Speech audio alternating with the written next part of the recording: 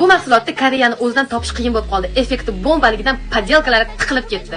Butun dunyoga mashhur bu o'sha Silimax Retinal. Uni tarkibida nimalar bor, nimaga foyda va qanaqa to'g'ri qo'llanish to'g'risida bugun to'liq tushuntirib o'taman. Birinchidan, ko'pchilik farqiga bormas ekan retinol bilan retinalni. Silimax dumaloq idishligisi bu retinol, nargi siqib chiqariladigan idishligisi bu retinal. Retinoldan ko'ra retinal 10 barobar kuchli effektga ega, uchqur ajinlarni ham yoyoliydi. Ikkinchidan, Silimax Retinal nimalarga ishlaydi? Uni tarkibida retinal, pantenol va peptidlar kompleksi bor.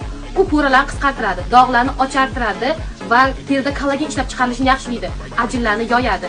Terini ichidan chuqur tozalab chiqqani hisobiga teringizni yaltirashga, kariyeslarni yuziga o'xshab yaltirashga olib keladi. Uchinchidan, qanaqa qo'llanilishini o'rganamiz. Birinchi, bir haftada bir martadan boshlaymiz. Ikkita yuzingizga bir tomchi, bo'yningizga, peshonangizga bir tomchidan surasiz. Ko'z tagiga surishi mumkin emas. Ko'z uchun alohida Beauty of Joseon retinali bor, o'shandan foydalanish mumkin.